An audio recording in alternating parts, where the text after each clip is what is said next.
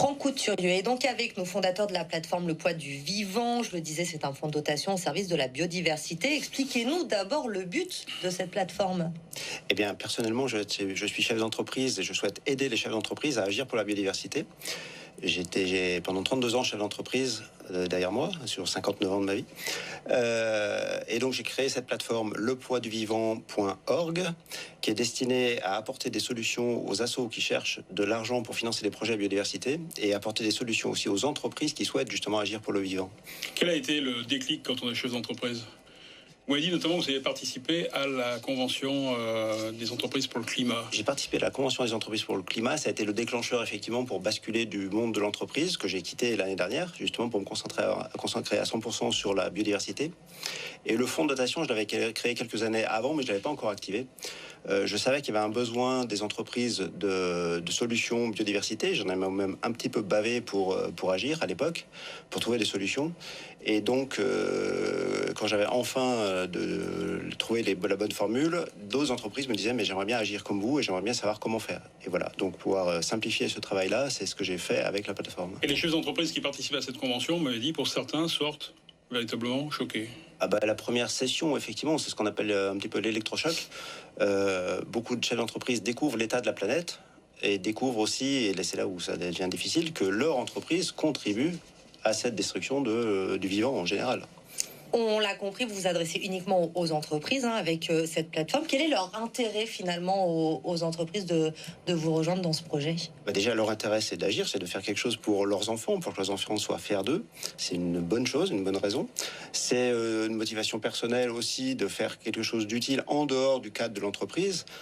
Montrer qu'on a d'autres valeurs que simplement l'administratif, le commerce, le business, et que c'est de donner une autre image de soi-même.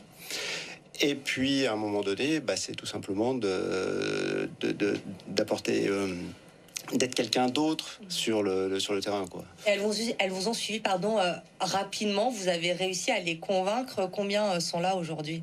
Alors aujourd'hui, très peu, parce qu'on vient de lancer la plateforme. On l'a lancée au mois de février. Donc là, on a des contacts. On a été contacté par une quarantaine de sociétés qui souhaitent savoir comment on fonctionne. Pour certaines, c'est peut-être de la curiosité. Certaines nous demandent comment on fait pour être gratuit, parce que le fait de passer par nous est sans engagement, sans frais. Et donc, comment on fait pour être gratuit ? Ça, c'est la grosse question qui est posée régulièrement. Et vous allez me demander comment on fait, je suppose. Oui, voilà, comment on fait. Et il se trouve qu'on ne peut pas demander aux autres ce qu'on fait pas, ce qu'on s'applique pas à soi-même. Et donc, il se trouve que je suis le premier mécène du fonds de dotation. Et donc, je prends en charge les frais de structure, les salaires. Ce qui permet de faire en sorte qu'il y ait zéro frais, donc zéro discussion, quoi. Quelqu'un qui veut s'engager, ne se pose pas de questions, où va l'argent, et le 100% des fonds vont au projet retenu. Vous en êtes aux prémices concernant les entreprises. Par contre, pour les associations, là, vous avez déjà un bon carnet. On a déjà un bon panel. Oui. La première année a consisté à remplir le portefeuille, on va appeler ça comme ça, d'associations. Donc, on en a sélectionné à ce jour 65. Donc 65, ça c'est sur la France. 65, c'est forcément français, oui, parce qu'on est éligible au reçu fiscal, donc forcément, il faut que ça soit français. Ouais. Et à Lyon, enfin autour de Lyon, on va dire.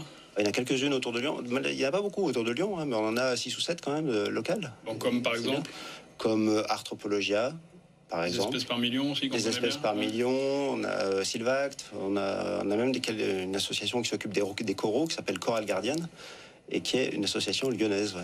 Et tout cela est à compléter. Et c'est largement à compléter, oui. On a quelques noms en plus autour de Lyon. Comment vous les sélectionnez, ces associations, justement, pour que l'entreprise qui va faire du mécénat soit assurée que c'est pas du bidon, quoi. Et déjà, à la base, j'ai embauché quelqu'un qui vient du monde associatif, qui a 22 ans de monde associatif derrière lui et qui sait exactement ce qu'il faut regarder dans les comptes. Donc, on analyse la comptabilité des 3 dernières années, on regarde quel est le projet, justement, quels sont les projets, savoir si c'est sécurisé, si c'est pérenne, si l'association collabore avec d'autres associations, parce que souvent les projets sont larges et il faut être capable de suivre.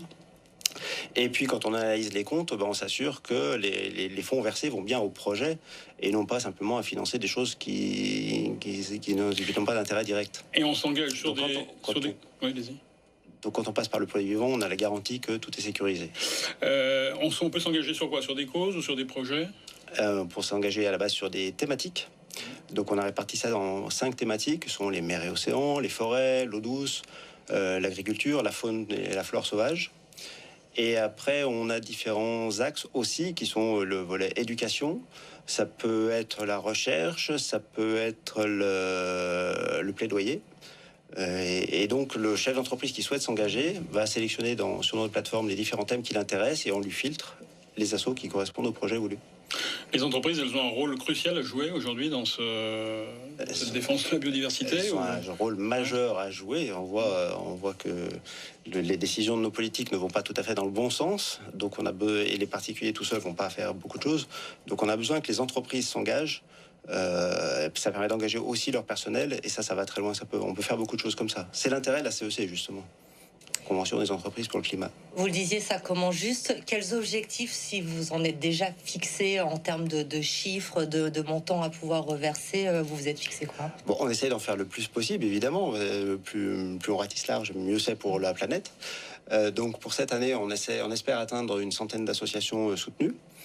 Et si on peut atteindre 5 millions d'euros versés à ces assos, c'est notre objectif 2025 en tout cas.